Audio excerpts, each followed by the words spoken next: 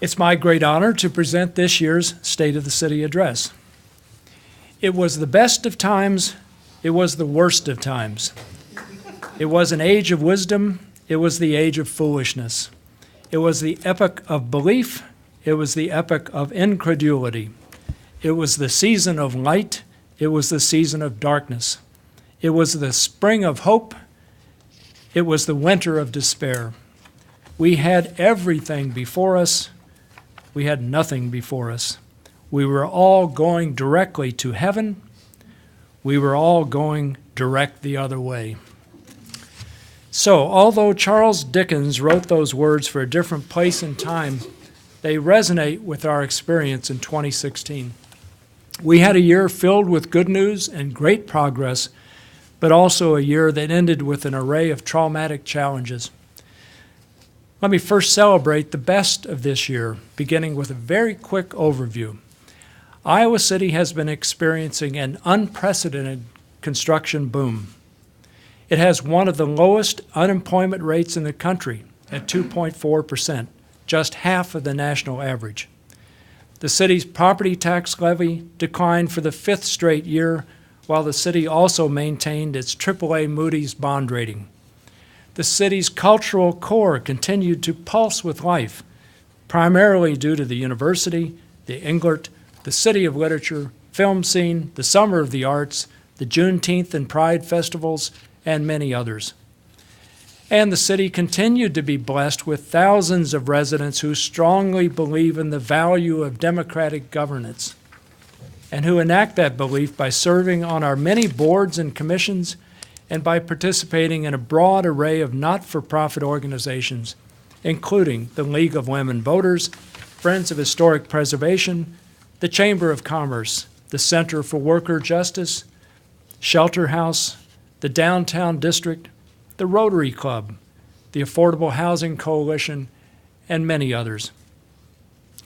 Your City Council and staff have also been very busy. We adopted a new strategic plan. It established 7 priority areas of action which collectively intend to foster a more inclusive, just, and sustainable city. While we still have quite a way to go, I'm very pleased with what we have accomplished so far. The first priority calls for the city to promote a strong and resilient economy. I am very happy to report that, as I just mentioned, the city has witnessed a tremendous amount of new construction over the past year.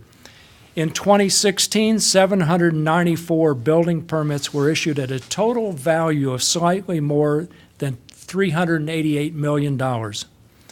This reflects a very big jump over 2015 when 645 permits valued at $138 million were issued. The university opened its New Hampshire Auditorium, Voxman Music Building, Art Building, and will soon open the Stead Family Children's Hospital. Construction of the Rise at Lennon Court, the Hilton Garden Inn, the Chauncey, several projects in the Riverfront Crossings District, and many other smaller but important projects are well underway. The school district's new Alexander Elementary School completed its first full year, and the new Hoover Elementary is not far behind. The completed First Avenue grade separation project is proving to be a resounding success. Major improvements to Washington Street downtown were all but finished, and substantial progress was made on the flood-related Gateway project and new Park Road Bridge. As part of this effort to ensure our local economy remains strong and resilient, we have also been working with the county to strengthen the local food sector by providing additional community garden space, holding nutrition education programs in local neighborhood parks, and supplementing the farmers market effort to double up food bucks. We are introducing local fresh foods to a new audience. And as many of you remember, last summer's Farm to Street dinner with locally grown dishes prepared by local chefs was a truly delightful way to spend an evening. How many of you attended that event? I did. It was great, I can tell you. It was terrific. Additionally, we have taken major steps toward updating our economic development and tax increment financing policies. One update requires that 15% of residential units must be affordable in any new project that requests TIF support. After receiving advice from over 60 diverse stakeholders, we are also very close to recommending other specific changes to our TIF policies. Priority 2 encourages building a vibrant and walkable urban core, and Priority 3 seeks to foster healthy neighborhoods throughout the city. Last year, the city hosted nationally recognized experts such as Jeff Speck and Jay Waljasper to facilitate discussions about best practices for community design and walkable cities. And we hired a nationally respected urban design firm headed by Dan Perolick to help us prepare new development standards for the North Side and Alexander Elementary neighborhoods. We also took major steps toward improving the bicycling and pedestrian experience within our city. We set a goal of raising our bike-friendly status from silver to gold by the end of this year and ultimately achieving platinum status. We began updating the city's bicycle master plan so that we could expand our systems, increase accessibility, and ensure that traveling within and between neighborhoods is safe and easy. Street projects such as the ones on First Avenue and South Sycamore included substantially improved infrastructure for bicycling. And let's not forget the hugely successful UCI Cyclocross World Cup race, which was held here last September and televised internationally, viewed by hundreds of thousands of people in Europe and the Antipodes and elsewhere.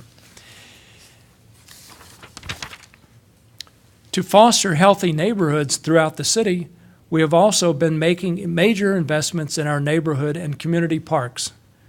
These investments include playground installations and improvements at Highland and Mercer Parks, along with ones planned for Cardigan, Frauenholz Miller, and Pleasant Hill Parks this spring. The Parks Department and Parks and Recreation Commission completed their master park plan, which also addresses ADA accessibility at park facilities. The city's first tree inventory is underway.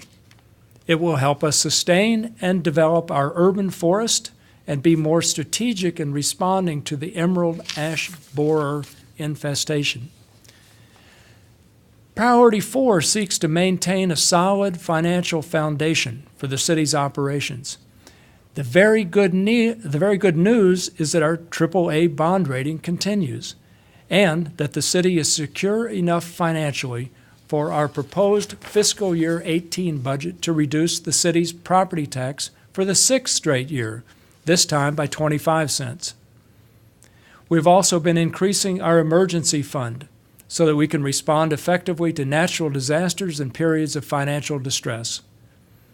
We are acutely aware that the state legislature might eliminate promised backfill payments for commercial and industrial property tax cuts enacted in 2013. Preparing for this possibility enables us to avoid or alleviate possible adverse impacts, such as service cuts or increases in the tax levy. Our 5th priority is to enhance community engagement and intergovernmental relations. We have tried very hard to improve collaborative relationships with other local governments, and we have improved our ability to connect with diverse parts of the Iowa City community. As part of this effort, the City Council members conducted 5 listening posts in diverse parts of the city, and I took 5 mayor's walks through our city's neighborhoods. Our city staff dramatically improved its public outreach efforts through Cable Channel 4 and other media, which included televising council work sessions so that people would know how we really do our work. And we hired a new community outreach officer in the police department. The 6th priority, promoting environmental sustainability, is woven throughout our strategic plan. In addition to the bike amenities and plans mentioned earlier, city staff put on a monarch butterfly festival and various educational conservation programs, created an edible classroom with backyard abundance, and introduced improvements to the city's recycling and solid waste programs. For the first time, the Parks and Recreation Department gave itself a 1-million-gallon challenge to conserve water, and we exceeded the goal by saving over 1.5 million gallons. Staff also integrated the STAR Community Rating Program into the city's budget, which allows us to quickly analyze our status with regard to specific sustainability measures. We also initiated an ambitious climate action and adaptation planning effort by taking 3 steps. First, we adopted the challenging goals of reducing carbon emissions by 26% by the year 2026 and 80% by the year 2050. Second, we are on the verge of hiring a consultant to advise us about how we can achieve those goals. And third, we created a Climate Action Plan Steering Committee, which will play a major role in building community support for key climate-related actions. Not many issues have gained more attention recently than the concerns of social justice and racial equity. These concerns are the subject of our 7th priority. To promote social justice and respond to the pressures our residents feel in finding housing they can afford, we approved a comprehensive affordable housing action plan. This action plan intends to improve the overall affordability of housing in the city, to increase the supply of housing that low to moderate income households can afford, and to help the school district better achieve socioeconomic balance among its schools. City staff issued construction permits for 1,080 new dwelling units, in other words, expanding the supply of housing. We adopted a new inclusionary housing ordinance for the Riverfront Crossings District. And we adopted an ordinance which will facilitate establishment of a new Housing First facility for chronically homeless individuals. We allocated $500,000 to the Johnson County Housing Trust Fund. We also authorized transition payments for former tenants of Rose Oaks Apartments who had been displaced unexpectedly by the new owner's desire to renovate that complex. Through various measures, not only are we diversifying affordable housing geographically, but also by housing type. In addition to these housing affordability efforts, we also initiated use of a racial and socioeconomic equity toolkit within 5 city departments on a 1-year trial basis. And we empowered our Human Rights Commission to recommend how to allocate funds contained in our new Social Justice and Racial Equity Grant Program. Our police department hired a new community outreach officer and 3 new black officers. This will improve the department's ability to serve and protect the city's diverse neighborhoods and ensure that our city remains a safe and welcoming place for all of its residents. Furthermore, having recently hired a new police chief, we can now respond more fully to disproportionality in police contacts and arrests. Considered as a whole, this set of 7 priorities constitutes a pretty ambitious agenda. Achieving them requires that we provide sufficient resources through our budgeting process. Tonight, we will be setting the date for a public hearing on our proposed budget for fiscal year 2018 and our 5-year capital improvements program. In addition to reducing the city's property tax levy by 25 cents, the proposed budget allocates $650,000 to the Affordable Housing Fund and provides funds to restore parts of the Englert Theater and to preserve elements of film scenes' existing operation. It provides funds to complete work on developing form-based codes for the North Side and Alexander neighborhoods. It provides funds to conduct an Emerald Ash Borer response plan and to improve our neighborhood parks. It continues the very successful University program with up to 5 new units per year. It assigns $150,000 for complete street improvements and increases the annual pavement rehabilitation budget to $1.5 million. And of course, the budget provides funds to, thankfully, complete work on the Gateway project. I mean, we're going to be really hopeful it gets finished this year. Due to the success of new programs this year, the proposed budget also increases funding in several areas, including from $100,000 to $150,000 for carbon emission reduction projects, from $25,000 to $30,000 for local foods projects, and $40,000 for a new residential historic preservation assistance program. The capital improvements program also includes funds for streetscape improvements and a tunnel for pedestrians along South Riverside Drive. It provides funds for further development of Riverfront Crossings Park, reconfiguring the intersection of Clinton and Burlington Streets, and converting part of Clinton Street to a 3-lane street with bike lanes. In 2018, we will begin work on Phase 1 of a new public works facility on Sand Road, and will begin making important incremental changes to downtown's pedestrian mall. Let me now turn to the second half of the Dickens quotation. In a January 2016 op-ed for the Gazette, I wrote, quote, "We are not completely the masters of our own fate. We will encounter unexpected events," unquote. Well, sure enough, we have had to respond to several such events, some of which have turned out pretty well. For example, departures of our city manager, police chief, and city clerk. The good news is that we were able to hire a truly outstanding young city manager, I won't name names, an impressive new chief of police, a terrific new assistant city manager, and a terrific new director of Parks and Recreation, and to recruit a highly respected individual to become our next city clerk. Stay tuned on that one. But the political context for our work will be quite different in 2017 than it was in 2016. Few observers anticipated the outcome of last November's election.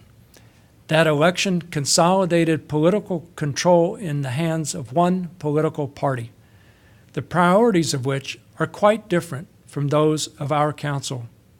Consequently, we must adjust to new realities without losing our moral compass.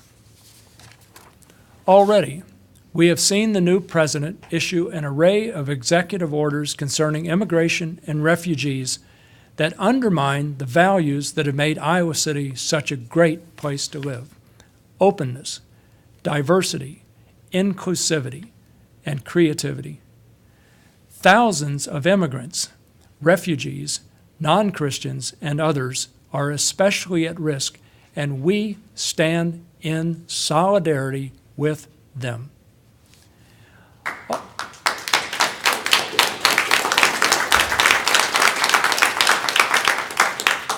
Already, we have seen the state legislature approve new legislation that tramples upon the long-established rights of public employees to have a say in their working conditions. Hundreds of dedicated men and women work very hard for the people of this city, and we stand by them as well.